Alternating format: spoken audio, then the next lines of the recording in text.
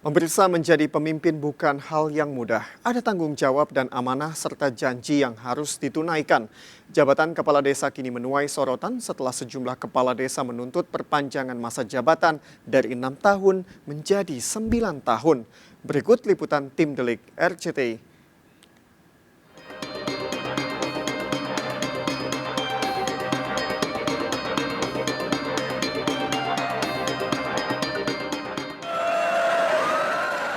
Pada pertengahan Januari 2023, sejumlah orang dari berbagai aliansi perkumpulan kepala desa mendatangi gedung DPR menuntut perpanjangan masa jabatan kepala desa dari 6 tahun menjadi 9 tahun.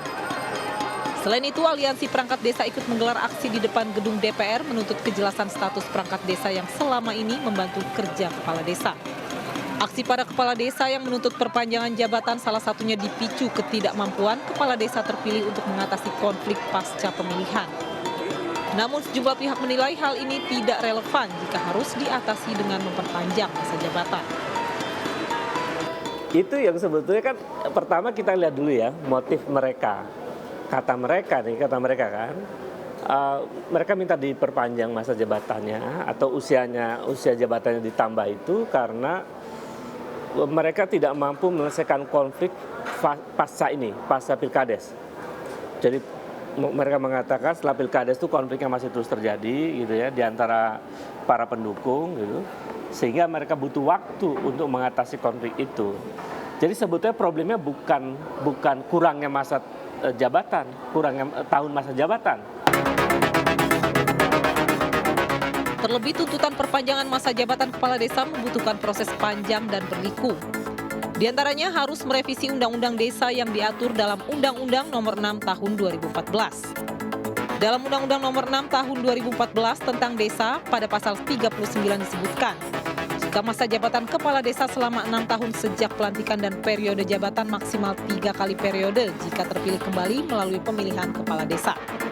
Alasan para kepala desa menuntut perpanjangan masa jabatan dikhawatirkan akan menjadi presiden bagi jabatan-jabatan lainnya untuk meminta hal yang sama. Terlebih alasan yang diusung dinilai kurang tepat, seperti polarisasi, konflik pasca pemilihan hingga target pembangunan yang belum tercapai.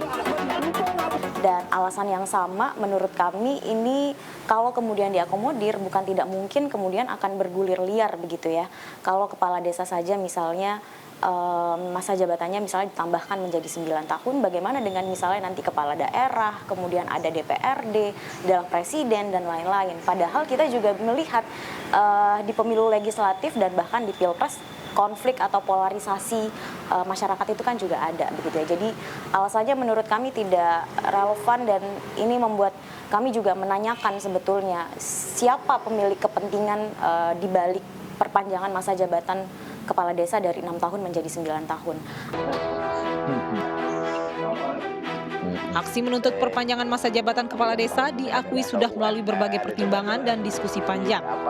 Ketua Koordinator Kades Indonesia Bersatu, Pandoyo, juga menepis anggapan masyarakat terkait aksi mereka yang meminta perpanjangan jabatan karena haus akan jabatan.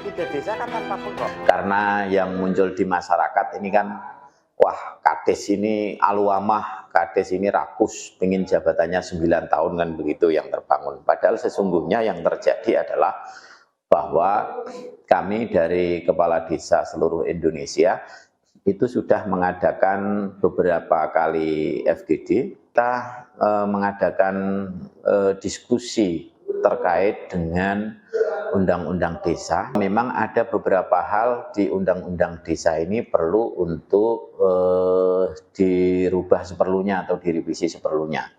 Jadi bukan sekonyong-konyong teman-teman itu langsung mengadakan aksi di jalan dengan tuntutan 9 tahun, itu bukan. Pandoyo kembali menegaskan alasan pihaknya melakukan tuntutan karena ketidakmampuan para kades dalam mengatasi polarisasi masyarakat pasca penyelenggaraan pemilihan kepala desa. Selain itu, menurutnya berdasarkan fakta sejarah adanya kepala desa yang menjabat hingga 20 tahun sehingga dapat bekerja maksimal. Terkait dengan masa jabatan kepala desa, selama COVID ini mungkin 2020, 2021, 2022 ya, ini kan kepala desa ini bekerja tidak secara maksimal Ini yang pertama. Tentunya visi misi mereka banyak yang gagal karena memang ada COVID. Itu yang pertama. Yang kedua juga belajar dari kasus-kasus pilkades yang ada.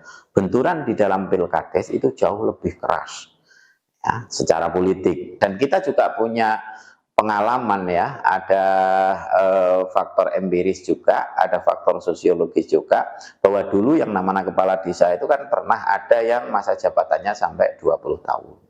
Ada yang pernah 8 tahun, ada yang pernah 5 tahun, ada yang kemudian 5 tahun diperpanjang secara otomatis menjadi 10 tahun.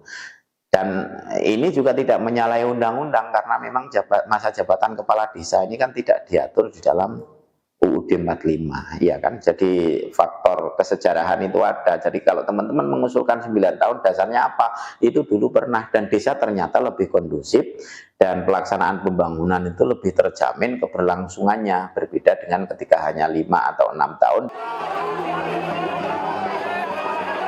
Tidak hanya itu, persoalan lain yang muncul juga terkait perangkat desa yang menuntut kejelasan status kepegawaian. Diketahui keberadaan perangkat desa sangat penting dalam menopang tugas-tugas kepala desa dalam menjalankan kepemimpinan desa. Perangkat desa juga mengelola keuangan negara. Ya, adanya dana desa, alokasi dana desa itu merupakan keuangan negara yang dikelola oleh perangkat desa. Namun untuk status pekerjaan kita jelas, status pekerjaan kita adalah perangkat desa. Tapi dari dulu sampai hari ini itu yang belum jelas adalah status kepegawaian perangkat desa. Ini menjadi sebuah permasalahan karena banyak hal, banyak faktor yang bisa mengakibatkan karena ketidakjelasan status inilah teman-teman perangkat desa seringkali mendapat perlakuan yang tidak semestinya. Akibat ketidakjelasan status kepegawaian ini, tak sedikit perangkat desa yang merasa dirugikan.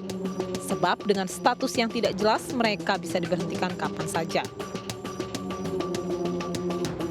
Di antaranya, teman-teman kita khususnya ini di luar Jawa itu mereka banyak sekali diberhentikan non prosedural, tidak mengikuti, tidak melalui mekanisme peraturan yang sudah ada, tetapi dengan semena-mena pejabat wilayah setempat itu memberhentikan perangkat desa karena ketidakjelasan status inilah yang kadang-kadang begitu mudahnya teman-teman perangkat desa itu diberhentikan.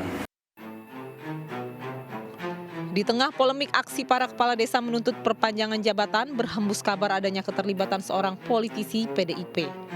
Hal ini tersirat dalam surat undangan dari Asosiasi Kepala Desa yang mengundang Kades di kawasan Jawa Timur untuk mengadakan rakor dengan politisi PDIP Hasto Kristianto terkait klausul perubahan masa jabatan Kades.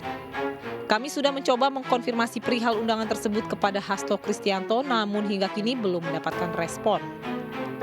Sementara di balik berbagai motif yang melatar belakangi aksi tuntutan perpanjangan masa jabatan, nyatanya kasus korupsi yang melibatkan kepala desa masih marak. Pada awal Januari 2023, pihak Kejari Bengkulu menangkap kepala desa aktif di Kabupaten Bengkulu Tengah karena menyalahgunakan dana desa untuk menikmati hiburan malam. Kepala desa yang sudah menjabat 2 periode ini pun menjadi tersangka penyelewengan dana desa tahun anggaran 2019 sebesar Rp500 juta. Tersangka dan barang bukti dari Polres Bengkulu Tengah atas nama tersangka Buksin Effendi bin almarhum Lani. Tersangka diduga telah melakukan tindak pidana korupsi dalam hal pengelolaan anggaran dana desa tahun anggaran 2019. 20 hari ke depan sudah menjadi tahanan Kejaksaan Negeri Bengkulu Tengah. Secepatnya kami akan melakukan pelimpahan berkas perkara ke Pengadilan Negeri. Selain itu, Kepala Desa di Karyasari Kabupaten Garut menjadi tersangka karena terbukti melakukan korupsi dana desa sebesar 400 juta rupiah. Dugaan kasus penyalahgunaan dana desa dilakukan tersangka sejak Agustus 2021 hingga Desember 2021. Dana desa itu dia gunakan oleh kepala desa ini, tersangka K, digunakan untuk membeli misalnya ambulans, seharga 200 juta, dan itu dilaksanakan setelah lewat masa tahun anggaran berjalan di 2021 itu, jadi udah lewat waktu. Kemudian pembangunan pariwisata khusus desa yang dianggarkan juga sekitar 263 juta, tapi ketika kita on the spot, kita laksanakan kegiatan pendidikan di sana, itu diketahui bahwa hanya bangunannya itu kurang lebih dibangun kurang lebih 40% saja. Aksi tuntutan para kepala desa jelang tahun politik dinilai syarat intrik dan kepentingan. Benarkah ada transaksi politik di belakang aksi-aksi para kepala desa?